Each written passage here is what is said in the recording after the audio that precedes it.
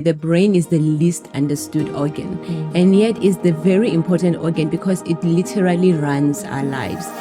Welcome to Mind Vault Podcast, where we unlock minds one story at a time. I'm your host, Dr. Clementine Chawane, and I'm looking forward to having thought-provoking conversations that will help you and your loved ones with regards to mental wellness and building resilience.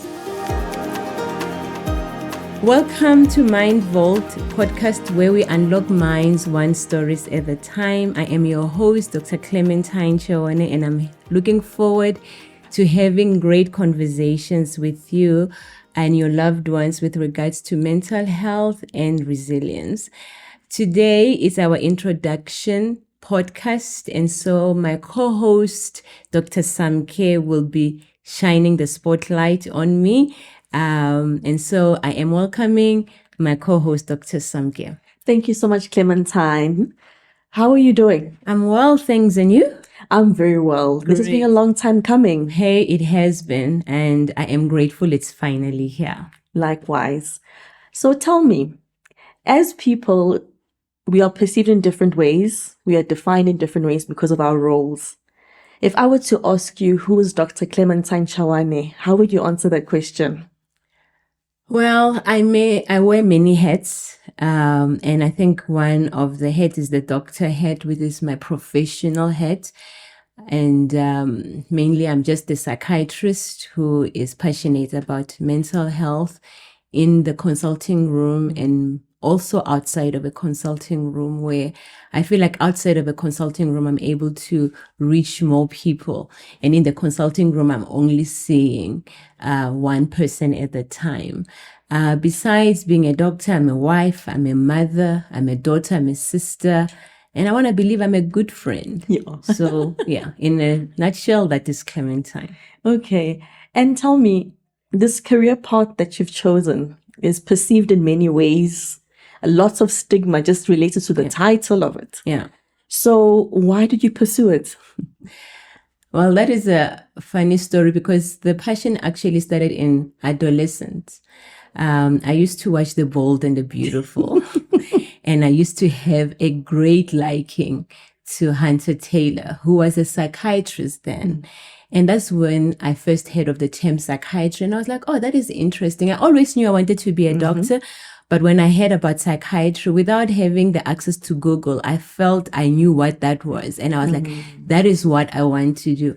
But like you're saying now, as I went through medical school, and every time you said you want to be a psychiatrist, everybody would be like, why would you want to be that if you can be anything else?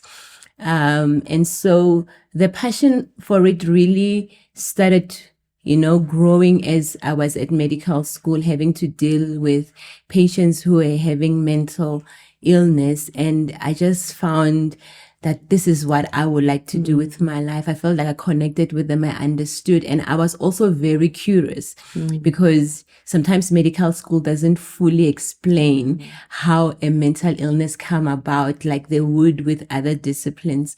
And so I also had too many questions unanswered when I finished my medical degree. And so I thought the only way to have these questions answered is to specialize in psychiatry so that I can have a better understanding. And it's the greatest thing I've ever done for myself. I was about to ask, were you disappointed? And you've already answered that question. No, it's mind boggling. Is it? No pun intended. Look, you know what? It is very intriguing. It's a beautiful thing. The funny thing is that when it comes to the organs of the body, the brain is the least understood organ, and yet is the very important organ because it literally runs our lives.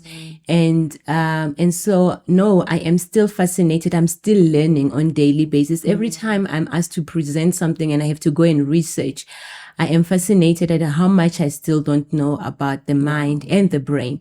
And so, no, I'm not disappointed at all. I will do this again. Oh, lovely. So tell me, what would you say inspires you most about your work? So what gets you up in the morning and say, I'm going to do something and pursue this journey that you're on? What inspires you? Look, I think it's the difference it makes, right? It's a journey. It's not a once-off consultation. It's sometimes a lifetime journey, because I start seeing adolescents and see them transition into adulthood and see how their lives have changed and evolved over time. And so what inspires me is looking forward to how are we doing, and it has come to a point where it's not about, do you still feel depressed?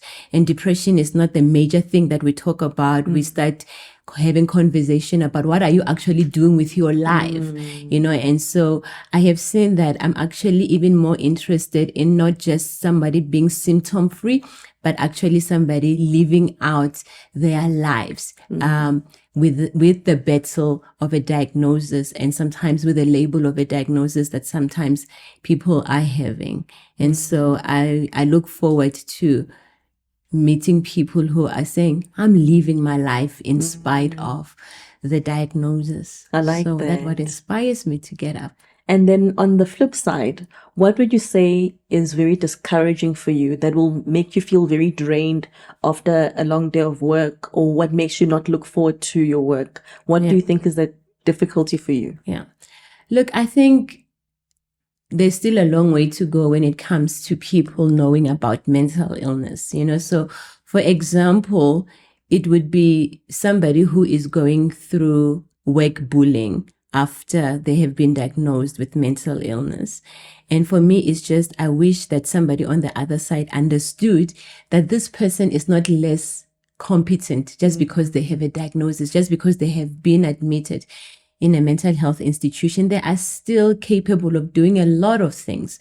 And so what it discourages me sometimes, or what frustrates me, is how much we still need to do in bringing awareness so that people can flourish in every area of their life. And so that is becoming a stumbling block somewhat, because we still have a long way to go when it comes to awareness. And that's why I'm excited for such platforms, because I think it will help spread the news and sensitize people about what is bipolar, so that people don't have to freak out when you say somebody has bipolar, or when you speak to somebody and say you have bipolar. And I mean, like with cancer, when you say to somebody you have cancer, they know about cancer. It's not the first time that they're hearing about this term. But what I've learned is that in mental health, when you mention certain terms, people don't know. They've never heard of those terms. And so it becomes too overwhelming for them to get to accept what is happening. And we can also sort of like spend time navigating on how we proceed in spite of the diagnosis. So, yeah. And what do you think is the greatest misconception about your work? That we see mad people, all right? That we see crazy people. That from our colleagues is that we just busy. We are the lazy bunch that don't want to work hard. Yeah, and just from the community, like I'm saying, it's just you see mad people, and there's actually more to psychiatry than treating mental disorders.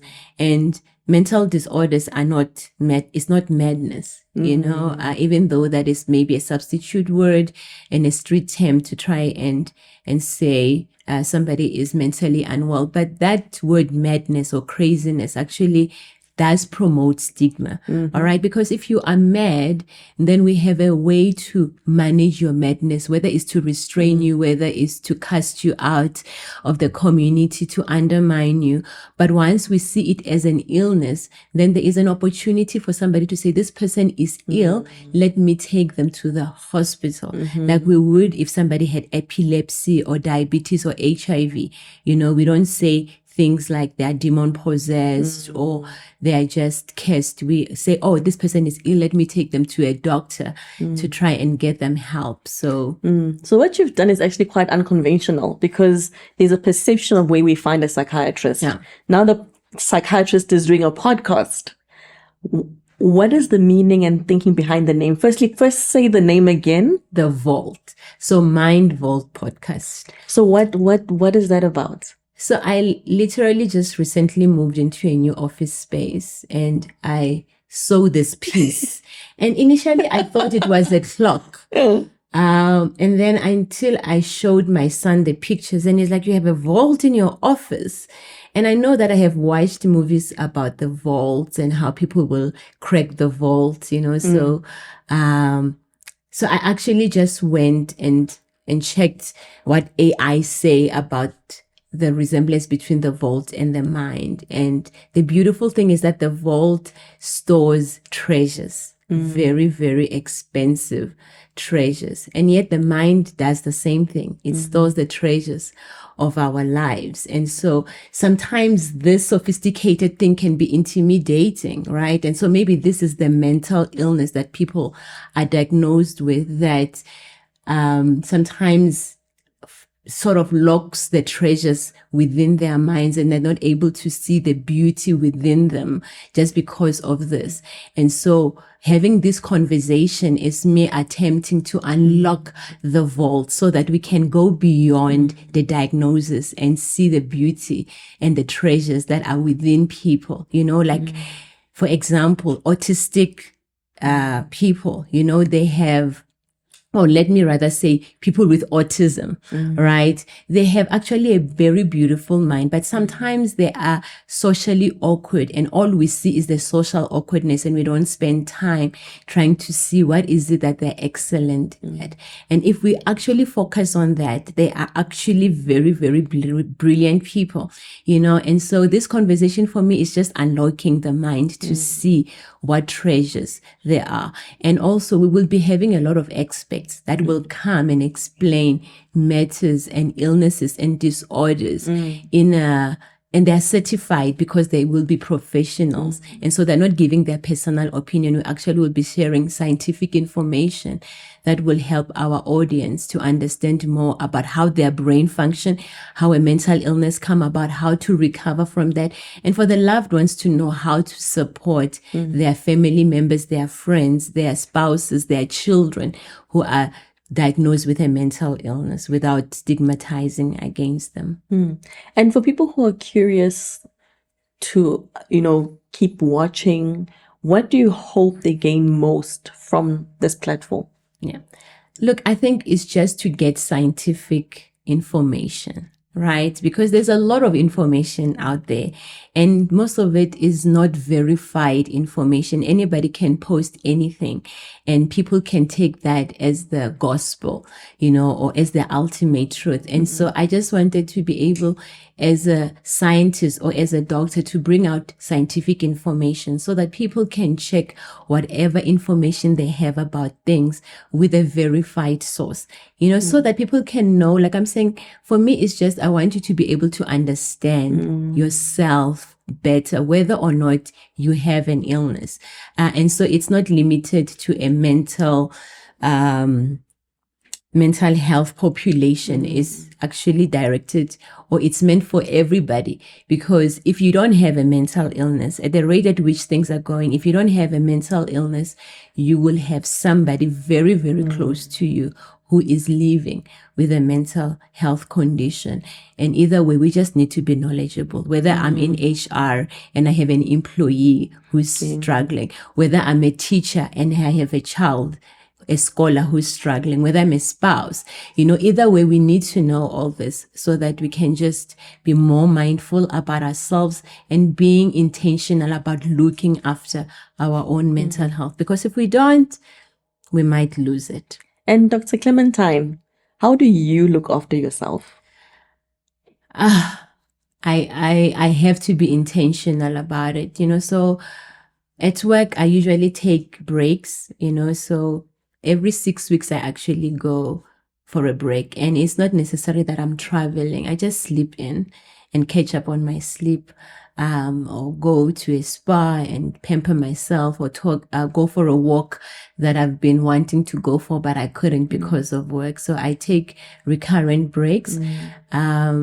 And I have my own therapist, right, where I go, and it's not only for supervision, because as psychiatrists and psychologists, we have to go for supervision so that our seniors can help us know how to assist our patients. But I go for my own therapy so that I am dealing with my own difficulties, my own issues, and sometimes it's not even about difficulties. Sometimes it's the successes that coming, and I'm like, I think I wasn't ready for this, and I don't know how to handle this. So it's not always a crying session. Sometimes it's a celebrating session. Sometimes it's a validating session that helps me to say, oh, no, actually you can do this, because with this podcast, it has been a conversation for a long time, but I always I'm a witness. Yes, and you've always been encouraging me, no, you have to do it. But there was always an imposter syndrome that says, no, you're not qualified to do it. So sometimes going into therapy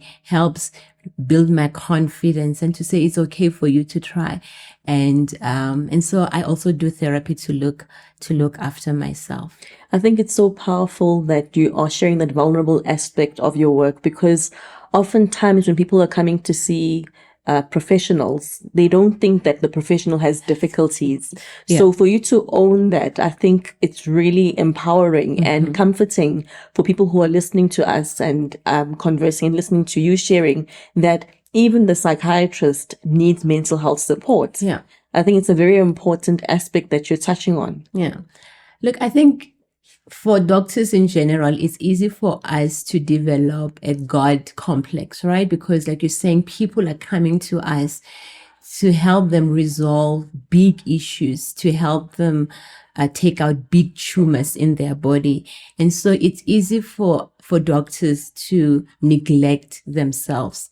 And so I try to make sure that I remind myself that I am a human being, that I am vulnerable, and I need to look after my health and my mental health, just like I look after my physical health, whether it's going for my gynae checkup, for a pap smear, whether it's running and making sure that my blood pressure, my pulse, my cholesterol, my blood sugar is well within normal. And if it's starting to get out of hand, what am I doing to look after myself? And I think it's important that we do that, because we have so many people relying on us. And so if I fall down because I'm neglecting my health, then I'm actually letting a lot of people down, because I'm somewhat, because of my profession, responsible for many lives. And so it's very, very important that I look after myself because of that as well.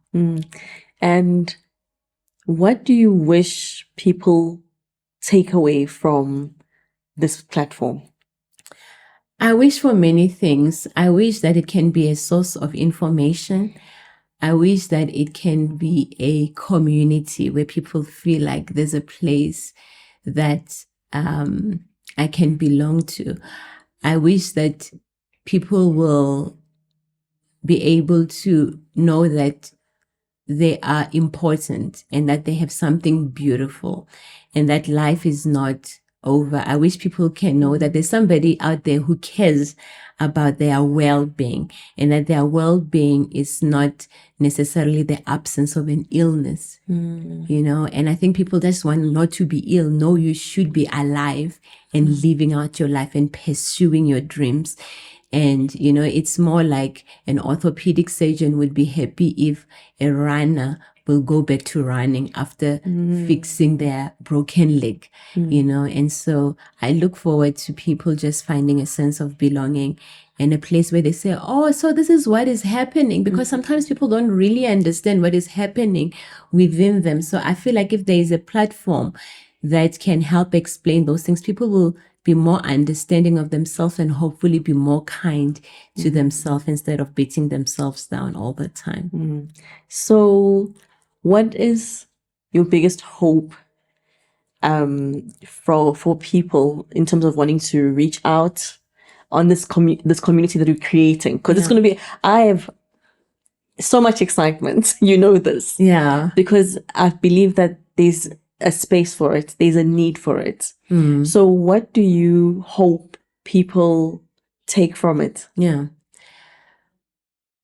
Look, so I think that is the thing, the word hope, is that for people to have hope, that they mustn't be discouraged, that they must keep going, even when things are difficult and when things are hard.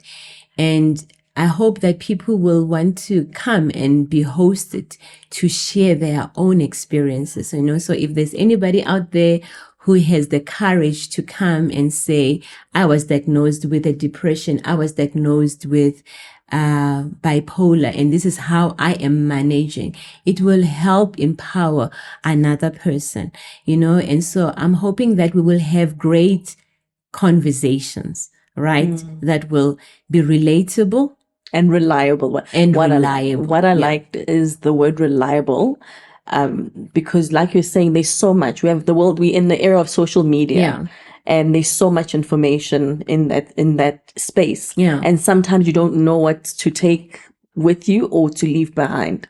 And the other word is community. Yes. Many people are lonely, and many people, they feel like they're going through things alone.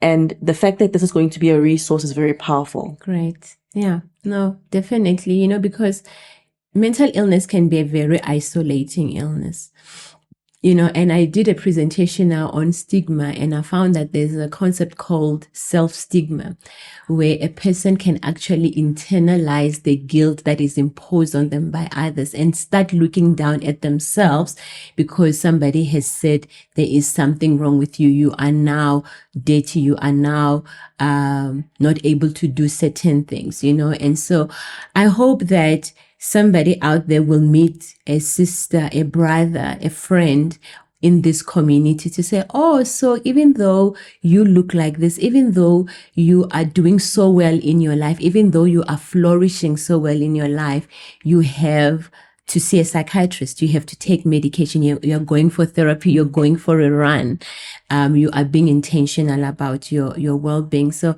I hope that people will not be ashamed of what they have. And I feel like the way to break the shame is to expose it. And to confront it. Yeah.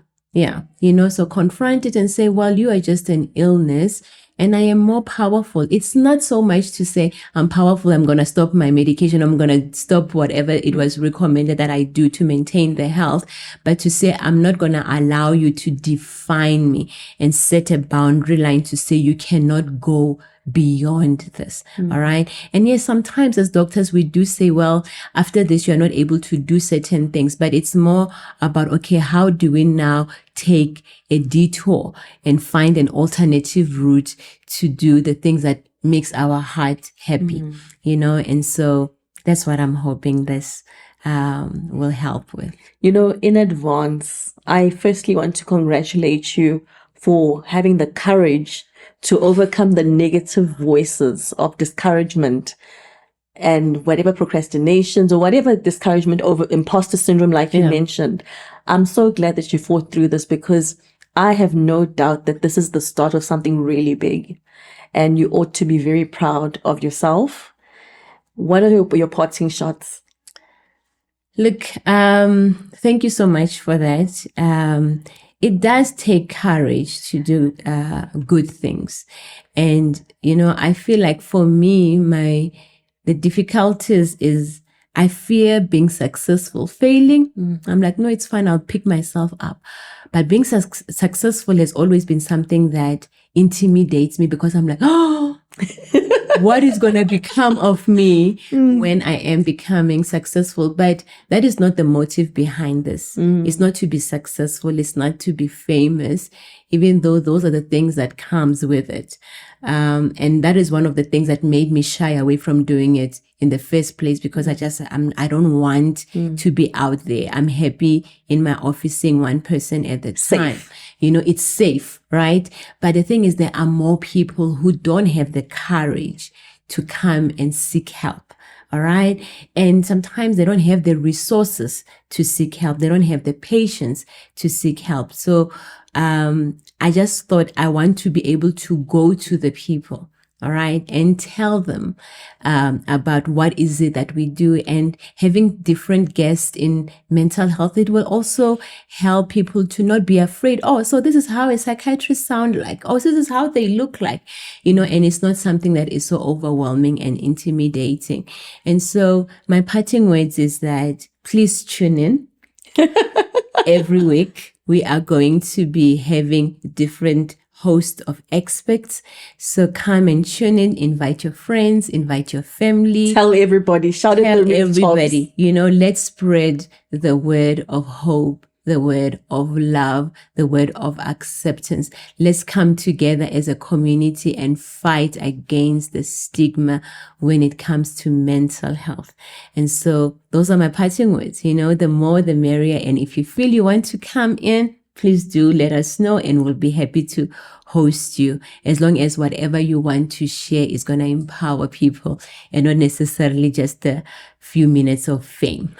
Oh, thank you so much, because, you are sitting on the hot seat, and you'll be having people on the hot seat, and you managed it so well. Oh, so thank you so much. Thank you so much for introducing this important platform, and I wish you all the best as you navigate this beautiful journey. Thank you, my friend. Thank you, Dr. Samke. So Dr. Samke will actually be the co-host.